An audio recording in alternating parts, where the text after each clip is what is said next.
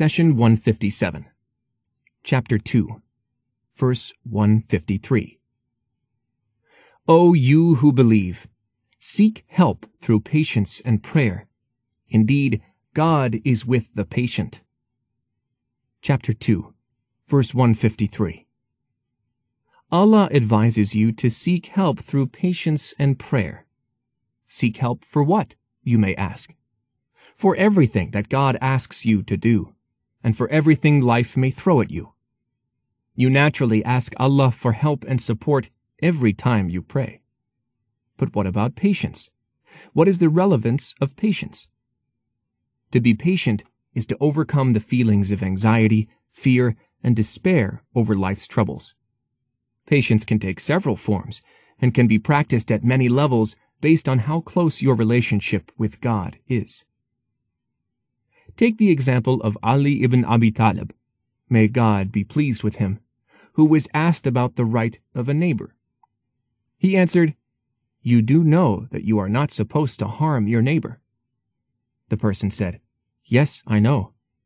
Ali continued, "And you have to be patient when your neighbor harms you." Here, you are asked to practice two levels of patience. One is to refrain from causing your neighbors any harm, such as turning the volume up, even if you like to listen to the radio that way. But you are also asked to be patient if your neighbor's radio is too high.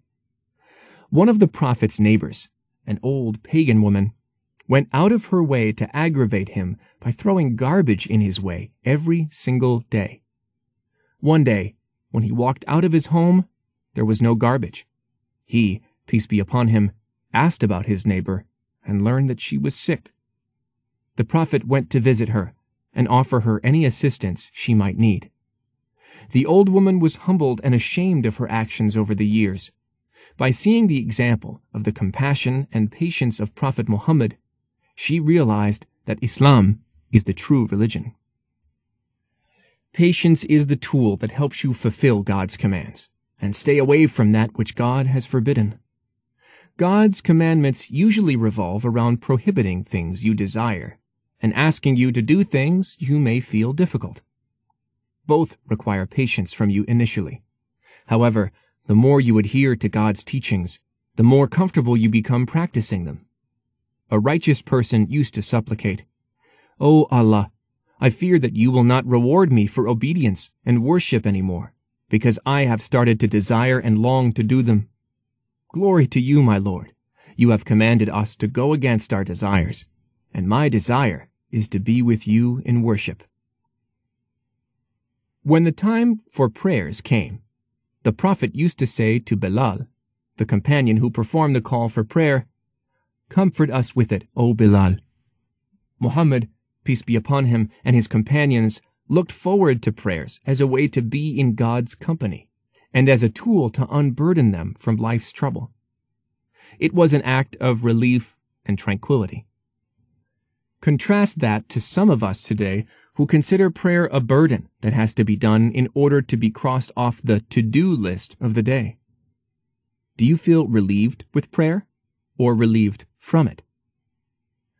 Indeed, God is with the patient is an invitation for you to face the difficulties of life in the company of your Lord. Take the example of a child being bullied in a playground. He may feel overwhelmed and overpowered, but when he sees his dad coming from a distance, he feels strong and suddenly stands up for himself against all the bigger kids that are bothering him. If a child feels invincible in the company of his father and does not worry about anything, then what about a person in the company of his or her Lord? When you are in God's company, you feel strong, safe, and tranquil under all circumstances. Life's calamities and troubles can only get to you and cause you to panic in fear when you are far from Allah. Satan does not have the courage to harass those in God's company. Satan is sinister and shifty. He does not pick a fight with God, nor does he go after those in God's company. Rather, he awaits a chance when you distance yourself from Allah. At that moment, he goes after you to drag you deeper into sin. When you remember your Lord, he retreats back and waits for another chance. Always be in remembrance of God, so Satan does not find a way into your life. God narrates Satan's words in the Quran.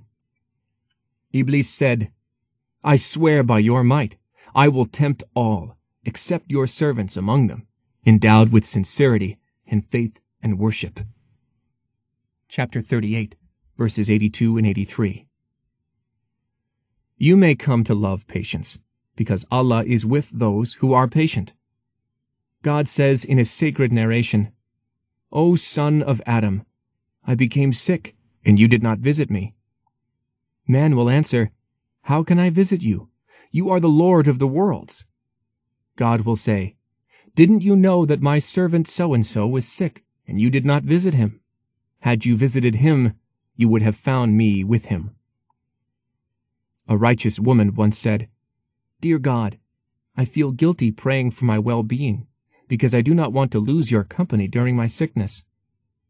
It is this kind of love and longing to be with the Lord that makes you patient over hardship and life's troubles.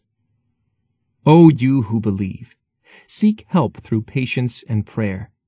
Indeed, God is with the patient, is one of the great verses that gives you solace in the hour of need and gives you strength regardless of the difficulties facing you, because as long as you are patient, Allah is right beside you in your hardship.